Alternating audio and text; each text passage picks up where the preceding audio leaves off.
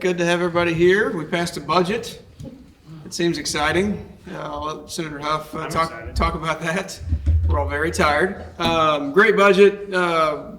We taught you, everybody who was listening, the process was complicated and different and fairly unprecedented, and I hope that doesn't become the new norm, but this has obviously been an interesting year. So to be able to fight through that and to work together, Senator Huff deserves a tremendous amount of credit. Representative Smith, who we have worked hand in hand with for the last few weeks to make sure that even if it was different and a little different than normal, that we weren't going to be dissuaded from getting the thing done. So FRA is done. I presume the House will pick all those bills up tomorrow and pass them, and we'll check the box on that one. So ready for a good last week, and I'm sure Senator Laughlin will talk about what we hope to see on the floor. So we'll let Senator Huff talk, and then Senator Laughlin answer any questions.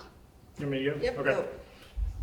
So as Caleb mentioned, finished the 2025 FY operating budget. It's just a hair over, all in $50 billion. I think the important numbers for you all to know are the ongoing operating GR portion of the budget is under the CRE, meaning that we are not deficit spending this state. I don't care who says what about that. It's not happening. We've made investments in law enforcement. We've made investment in communities all over the state. We've made investments in teachers and education and higher ed and workforce development and a whole host of infrastructure projects, transportation, water projects, things like that. I mean, things that folks back at home expect their government to actually take care of, right? There's always a lot of sensationalization that goes on the Senate floor, and I think what is reflected in the budget bills that we just passed are things that matter to folks when they get off work and they go home and they sit around their kitchen table and they talk about what they would like to see their state government working on, and that's the priorities that I think just passed this chamber. So Cody mentioned it, or Caleb mentioned it, but you can't say enough about the work that my counterpart in the House put into this, Cody Smith. He's got a heck of a good team. I bragged on our folks. I would put our Senate appropriations staff and the House budget staff up against anyone. These guys can crunch numbers and get things done on very little sleep. I'm sure I look a little bit like a zombie, which is fine. But it's been an odd year, but it's been a good year, and I think the end product is something we can all be proud of. So I'll let Cindy go, and then we'll go from there. Basically, I came up today to thank everybody that cooperated in voting for the budget, helping us to get it done. You know, it was kind of a rocky road there for a while, and I know Senator Huff and Senator Rowden and really everyone worked really hard on it, and I'm proud of the work that they did. I have Senator Coleman with me this evening. You noticed, I'm sure, that we brought up the initiative petition reform measure that we started earlier in session, and we do intend to bring that back up on Monday at noon, and I thought she might want to make a few comments about that. Before I begin, I just want to say thank you so much to Senator Huff and Representative Smith. We couldn't get to other important work until we had finished our constitutional obligations. This is a budget that has no debt whatsoever, unlike the federal government, and that we were able to do that important work before we could move to other Republican priorities was really important. I know that Senate leadership was getting a lot of feedback from some people about not going to initiative petition reform before we got that important work done, and I just think that these policies are too important to play procedural games with, and I'm looking forward to having the further discussion on Monday morning. Questions? Senator Huff, you were talking during the supplemental budget part of the debate on the floor how different this year's process with the budget is different, and how you got the budget from the House and you didn't really get rid of or mark up things, you just kind of build up on top of that. Can you talk about that? And Sure. why? Yeah. I mean, look, there's no secret about the environment that we're working in down here on the Senate floor, right? And the idea that we were going to spend, when we do have, I mean, as Senator Coleman mentioned, we've got a whole lot of other priorities that are important to folks and important to the folks that we represent, right, that need to get done.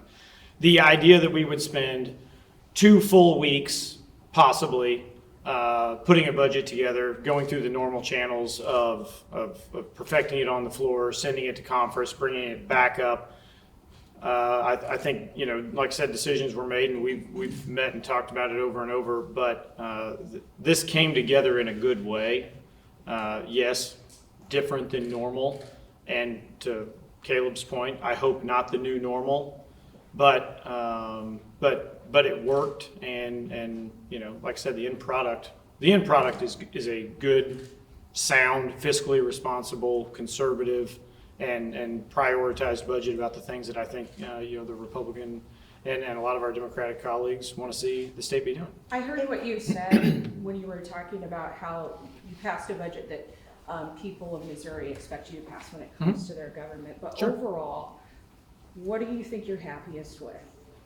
Name some of the items, and then also talk about some of the items that maybe fell short that you wish would have got across the finish line. Yeah, I mean, you know, I'll do the last part first and then go to the first part. The child care portion of the budget that we took out when negotiating with the House is a priority. I mean, quite frankly, it's a priority for me, and it's a priority for a lot of our members, and it's a priority for families back at home, right? We've all seen what the cost of child care is doing, not just to families, but honestly to the workforce in this state.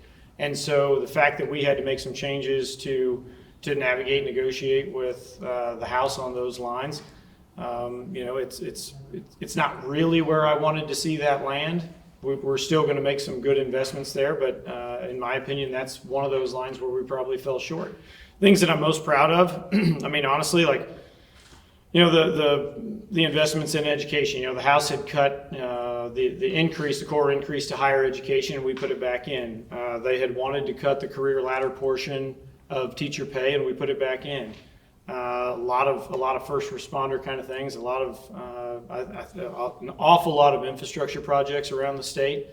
You know, and like I said, I don't like to throw rocks at people, but you know, sometimes I think DC doesn't always take care of the folks back at home the way that they should. And we're still in a position right now, a good financial position to make investments in communities. And so, like I said, you've got water projects going on all over the state. You've got road infrastructure projects going on all over the state.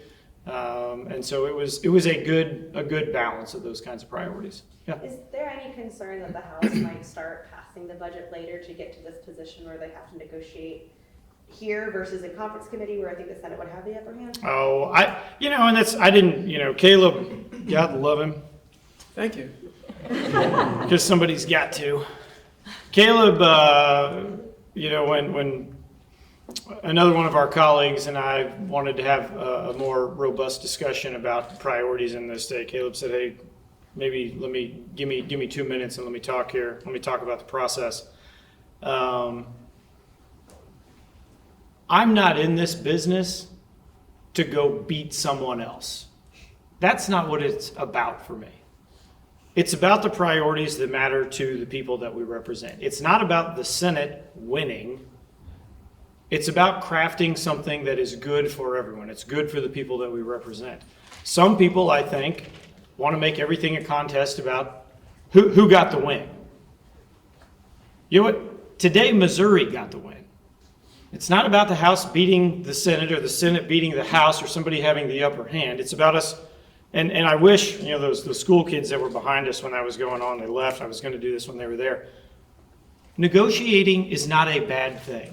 I don't know how we've gotten into this world where everyone just has to fight and issue an ultimatum and say, over my dead body, will we ever do your thing before I get 110% of what I want? That is not good policy.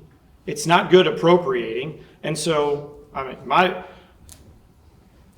my goal here was to craft a good, fiscally responsible budget with our counterparts in the House. It was not about beating them into submission because we get the budget later and the conference committee is heavily weighted in our favor. That's not what it's about. If I wanted to do that, we would have gone the normal way. But we didn't. We worked with them and we worked with the minority party about things that matter to folks back at home. Like that's what's missing in politics today. People that are willing to work with everybody. You keep calling it a $50 billion budget. When I totaled up the bottom line numbers, it was 51.7. Well, you're wrong, Rudy. When I, Math is no good. I took these numbers right out of the bills that you just said on the floor. And the total of general revenue is close to 15 billion. So how do you keep it under Sure. the CRE? Sure. So my guess is that some of those bills and some one-time designations that are associated with some of those numbers and I'm not saying you did, but maybe someone missed along the way somewhere, because our numbers that we have gone over repeatedly for the last 72 hours Right. keep us at $13.161 billion worth of GR ongoing spending, which is underneath the $13.162 billion that were projected by the CRE to come into the state. So anything that's above that in GR is one time or projects that will be. Well, there's no fuzzy math about this. There are designations in those bills, and if they are designated as one-time funding, if they're some sort of capital or something like that. Versions of the budget, 800 million of one-time budget items in general revenue in the Yeah, that doesn't in the surprise House versions of the budget. So similar amounts in the Probably, this yeah. following Yep. budget. So you also said it works without borrowing. You borrowed $300+ million for a road project on I-44. Well, I don't know that I said that it works without borrowing. I think one of the folks up there did. When? Just a few minutes ago. Here or on the floor? Just now. So no debt. We have no voter. We didn't. If you notice, we didn't have a House Bill 1. We've paid off all of the voter-approved debt in this state. Now there is bonding payments. I think the payment that you're talking about is a $44 million payment associated with the plan that the House put together for I-44. Right. 363 million of additional borrowing for Correct. I-44. Correct. We've got, there's, in the last 2 years, that brings it $2+ billion of borrowed money that has not been approved by voters. Why shouldn't voters be allowed to consider these big debt issues that the legislature? Well, I think this is completely within. I mean, these are completely within the parameters of building these budgets out, right? And these are, in my opinion, very smart and useful tools to put together when you're talking about. I mean, I-70, was a $2.8 billion project. This project that Representative Smith led the charge on I-44 is, I think, roughly $861 million. And so there are prudent ways to do that, and in my opinion, with the rates that we get on these bonds that we initiate, it's a prudent way to do it. And Cody kind of took the plan, or Representative Smith, I guess I should say. He's more or less been like a family member for the last couple of weeks, so we just first names. But he more or less took the plan that we had put together for I-70 and utilized the same sort of techniques for Why shouldn't I-44. voters vote on that debt? Why shouldn't they what? Why shouldn't voters vote on that debt that you're paying with general revenue the way you pay the debt that was approved by voters? Well, I think the voters have entrusted us to manage and run this state the way we see as a fiscally responsible way, and I think that's what we're doing. Well, the Constitution only says you can borrow $1 million.